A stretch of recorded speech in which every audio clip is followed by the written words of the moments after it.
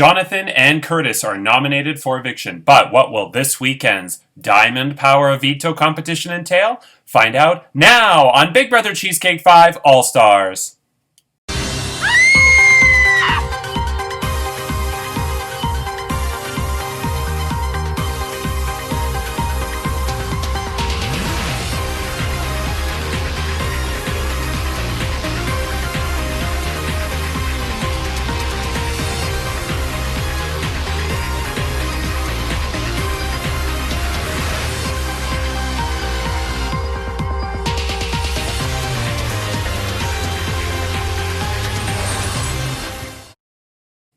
Hello, I'm Andrew Shevsik-Moonves. Welcome to Big Brother Cheesecake 5 All-Stars. It's day 47 inside the Big Brother Cheesecake house, and this week Rhonda is the head of household. She nominated Jonathan and Curtis for eviction, but the Diamond Power Veto can still change the nominations. Who will win it? We'll find out tomorrow, and what will the competition be? We'll find out shortly.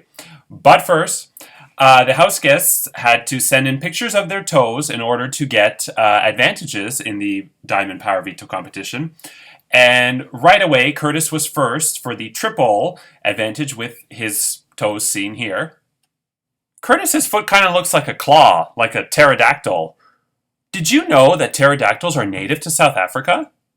Everyone's like, really? And I'm like, I don't know. Next up was Jonathan with two toes for a double advantage seen here. One day, Jonathan, we need to compare our toes because for a second there I thought I was staring at my own. And finally, Joanne rang in with the single advantage with one toe seen here. Did you put makeup on your foot? And then Jojo decided just for the hell of it he was going to show us his big toe. Is it just me or is that a very hairy big toe? So anyway, going into this competition, Curtis has a triple advantage, Jonathan a double, and Joanne a single. Now, we had some difficulty with deciding on a time. The original time slots were Saturday 9 a.m., Saturday 12 p.m., or Sunday 4 p.m. Chantal and Jonathan had work audition-related things Saturday, so they could only do Sunday 4 p.m. Rhonda had some personal issues, and so she could only do Saturday 9 or 12. But then Curtis made the whole thing complicated. He started with Saturday 9 a.m. Then he changed his vote to Sunday 4 p.m. Then he said, I'm really not sure which one is the best, but let's see what everybody else thinks. And he I think when other people picked a time, he tried to appease those people because he's a people pleaser. So he kept changing his time around and it became annoying. And not like that annoying, but, and Jojo was not picking a time. He was, I guess, waiting for there to be 5 votes in, or he was busy. And so finally, at long last, we finally settled on Sunday at 4 p.m. And we settled on this. The video was posted at 10 a.m. And I think we settled on this at 6 p.m. It took 8 hours. It was exhausting. It reminded me of season 3 when Krista was not able to pick a player to play with her. And then I assigned Chantal. And then she got upset about that, so then she made a video of herself drawing ping pong balls, and it was a whole hullabaloo. And this was kind of the beginning of the end for Krista in season 3. But anyway, so Sunday at 4 p.m., Rhonda did ask for us to move it to 5 p.m. Everybody said yes. So it's going to be Sunday tomorrow at 5 p.m. And it will be on Zoom. The second of, I believe, 3 competitions that will be held over Zoom. Last but not least, Chad was upset that he's still upset about the marshmallows thing. Oh, I can't get any All-Star dollars. The marshmallows thing, that one was rigged. I should have got the money for that. How many times have I told you? 5 would have been over as well. I'm getting PTSD for every time I see marshmallows. But I said if everybody likes this comment, I will give Chad 1 All-Star dollar. Well, only 4 people did. It was, let's see here. It was, Chad, so that doesn't even count. Rhonda, Curtis, and Brazil. Nobody else did, so sorry, Chad, no 1 All-Star dollar for you. Wah, wah. Chad has only played in 1 veto competition this season, though. So, I mean, his odds of winning, All-Star dollars are decreased because he's only played in one. And Nicole has played in 0. So it's interesting. That's sometimes how it happens. Okay, before I get to the rules to the Diamond Power Veto competition, and I think normally the rule is if you can't play in a veto competition, you can assign somebody else to play for you, but if they win, it's their veto. But I think because it was a Diamond Veto this week, which gives you more power because you can name the replacement nominee, or you can save it for the next time, nobody wanted to give up their ability to play. So Brazil, Nicole, Kat, and somebody else. Must have been Chad, because I don't think Aton did. Brazil, Nicole, Chad and Kat, at some point or another, said in either the group chat or in private chats, hey, I can play for you if you want. And nobody bit, because I think everybody wanted to play for the Diamond. So playing in this Diamond Power Veto competition is Chantel, Rhonda, Joanne, Jonathan, Curtis, and Jojo. Okay. Now, I'm going to get to my thoughts on reality realness. So it was another great episode. I don't have quite as many notes. That was last week. This is this week. That's not to say it was a bad episode. It's just, there's less, feedback or things that I noticed or things that you asked me to talk about. But it was fantastic. Chanel spilled tea all over the place. Chanel was not afraid. And I feel like each week the evicted house guest has been more and more open to talking about shit that went down. In season 4, other than Rai Rai, I don't think there was anybody who really spilled their guts and just went on and on and on about what happened in the game. But it's All Stars. And so, Chanel spilled the tea. She said that she wishes one of her regrets was not trying to turn or flip the week 2 vote against Jonathan. And she says that she could have done it. Sorry, no. There is no way after Charlene did the anti-vax thing that you could have flipped 6 votes against Jonathan. No way. I would bet $1,000 on it. If it wasn't for Charlene going off with the anti-vax thing and saying that she wouldn't take it because she doesn't trust it, and Rai and then her got into it, and somebody else got into it. I think Kat and Charlene got into it. If it wasn't for that, then maybe Chanel could have flipped 6 votes. But when Charlene did that, she was done. I'm sorry. There was no way Chanel was going to get 6 votes against Jonathan week 2. No way. There should be a drinking game called Drink Every Time Chanel Calls Jonathan a Liar. My liver would have just shut down. Chanel did talk, I never mentioned this on the show because I didn't want to hurt her. Chanel did talk about her org history. Chanel has had a disproportionately high number of wins, which means she is an excellent player. She wins almost every time I've watched her. She only lost Sequester because of the wheel. And she's just fantastic. I mean, normally if you play 16 times with 16 people each time, you should win once, right? Just statistically speaking, everybody should win once. But she wins a lot.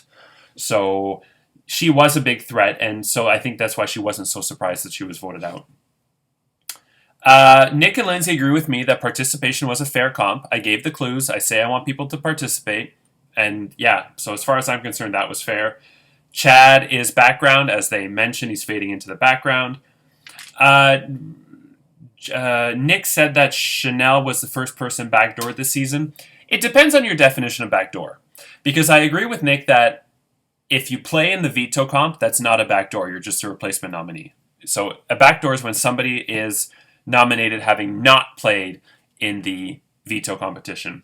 For me, though, Jonathan and Nicole were already backdoored in that Jonathan didn't play in the veto week 2 and Nicole didn't play in the veto week 5. So even though they were not evicted, they were still backdoored to be put on the block. But again, it just depends on your definition. I see what Nick was saying, that Chanel was the first person to be backdoored and evicted. Nick was funny. He says, I like the final 7 stage of the game. Towards the end, he said that because he likes the end game. And I'm like, there's still 11 people, though. Where's this comment coming from? You're a little early. It's funny because normally Big Brother Cheesecake is kind of divided into half. Like there's the first 42 days and the second 42 days, and there's the halfway point at day 43, which we just passed. But I feel like with Redemple Temple and with All Stars being 100 days, This season is kind of divided into thirds, where the first set of Redemple Temple is the first third, then the second set of Redemple Temple, and then the end game. So we've kind of just entered week 2, with Chantal coming back into the game. It almost resets the game in a way. Obviously, there's still lines drawn all over the place, but it's a bit of a reset in that we can put the sort of pre-jury first set of Redemple Temple Jet Party duels to bed, and that we're sort of moving on now. Yeah. Okay, now it's time to get to the rules to the Diamond Power Veto competition. This competition is a classic competition which I love. One of my favorites. It is called Big Brother Yankee Swap. And here's how it works. Some of you guessed it, that from my clue that every time this competition has been done, a male has won. Yankee Swap is one of my favorite competitions. It's a classic. It was won in Season 1 by Jeffrey, Season 2 by Dylan, Season 3 by Jonathan, who is playing in it, so interesting. We'll see if, like the election, he can get 2 wins of this. Season 4 was Nick. So in Season 1 and 2, the competition, I don't really have to explain it because everybody knows, but I'll do a Cole's Notes version. It's really 2 competitions in one. There's a sort of qualifying part of the competition, and then a Yankee Swap part, which of course last season, I will never forget Season 4 when Lisa goes to CJ and says, he says it's about colors, and I watched the Yankee Swap episode of The Office, so I think it has to do with red and green and Christmas colors, because it was a Christmas episode. So look for the red and green. And then, of course, we all remember the purplet moment. But anyway, so Season 1 and 2, I think we had cards, and it was whether the next card was higher or lower than the one before it. Season 3, you were betting oatmeal raisin cookies, and whoever bet the lowest went in the Shark Tank, which Emad famously survived, screwing over Chad. Chad lost the game because of that. Season 4 was whichever color was the most frequent, whoever was posted it last was eliminated. This season, and you're all gonna moan because you're gonna say it's luck-based, but it's not entirely luck-based, and there's also advantages, and you can also talk to each other on Zoom, so piss off. We are playing... Can you guess what it is based on just looking at this? We are playing from The Price is Right, the Showcase Showdown. So, just like in The Price is Right, we have cent amounts from 5 cents to $1, and the object when it's your turn is to get in 1 spin or 2 spin, a combination of 2 spins, as close as possible to $1 without going over. So you can spin once or twice. So for instance, if I was up first, and I spun 65, I would stop. I would stay on 65. You can stay or spin. So every amount from 5 to $1 is on the wheel once.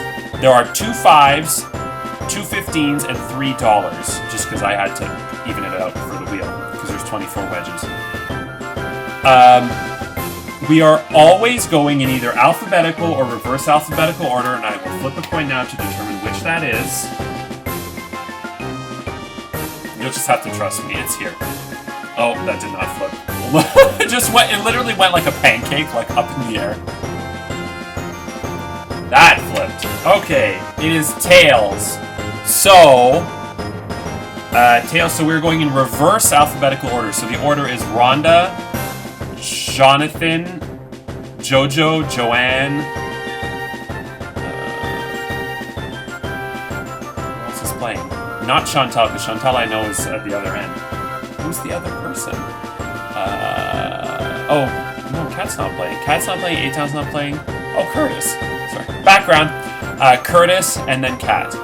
So, once again, Rhonda, Jonathan... The J screwed me up. Rhonda, Jonathan, Jojo, Joanne, Curtis, Kat.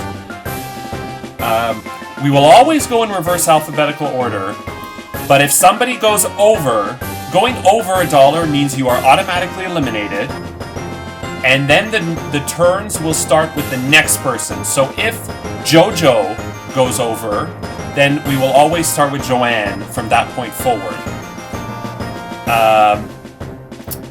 So the person with the lowest score, or the first person to go over, is eliminated.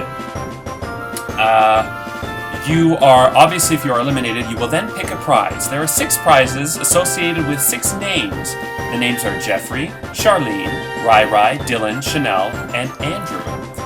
You will pick a prize, and the first person will obviously keep their prize, and then the second person can choose to keep the prize or trade it, Yankee swap, with one of the prizes already won, essentially stealing it. Whoever goes last, whoever wins this part of the competition, obviously gets to choose which of the 6 prizes they want. Now, normally, people may not necessarily go for the veto if there's prizes they like better. There are obviously good prizes and bad prizes. But because this is a diamond veto, I have a feeling everyone's going to go for the veto. But we'll see. Maybe one of the prizes will tempt you. Who knows? So... in addition, there is the opportunity to get a bonus. If you get $1 in 1 spin or a combination of 2 spins, you will win 1 all-star dollar. Yay! You will then get a bonus spin, which has nothing to do with the veto competition. If you land on one of the 2 green sections in your bonus spin, you will win 5 extra all-star dollars. And if you land on the dollar in your bonus spin, you will get an extra 10 all-star dollars for a total of 11 all-star dollars. And you can get that as many rounds as you want. So, in addition to the game, you can also win all-star dollars. Last but not least, I know I'm forgetting something important. Oh, the advantages. So, Joanne purchased a single advantage. Joanne, you get to bypass round 1, so you are safe until round 2. Jonathan purchased a double advantage. He is safe in rounds 1 and 2, gets to bypass them, and will only have to play in round 3. Curtis got a triple advantage, so he bypasses rounds 1, 2, and 3, and only has to play in round 4. So Curtis already has a 1 in 3 shot of winning the veto. Jonathan 1 in 4, Joanne 1 in 5, and everybody else 1 in 6, or arguably worse. That means in each round, we're only going to have 3 people playing, because sitting out of round 1 is Joanne, Curtis, and Jonathan. So only Rhonda,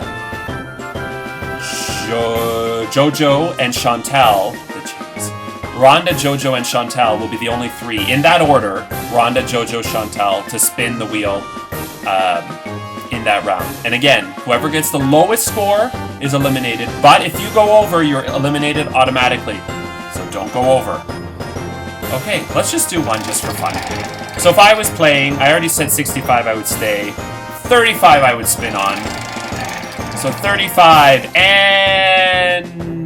oh, I would have gone over by a nickel. Okay. So yeah, that is Yankee Swap. And we are playing it on Zoom. I think we should be able to get this done in half an hour, so I can use my Zoom basic. I'd be surprised if it goes over. I think it's, 40 minutes you get? I'd be very surprised if it go over. Okay, with that said, who will win the Diamond Power Veto in the Big Brother Yankee Swap Diamond Power Veto competition? Find out tomorrow as we play it on Zoom, and it will be at least at 6 p.m. or later because we're playing it at 5 p.m. Monday is a Diamond Power Veto ceremony. Will the winner choose to use it to save Jonathan or Curtis from the chopping block? And if they do, they will get to name the replacement nominee. Tuesday, the final 2 nominees plead their case, and Wednesday is the next live eviction and head of household competition, where another house guest will be evicted from the Big Brother Cheesecake house and head to Redemple Temple, where they will await their next competitor for a chance to return to the game.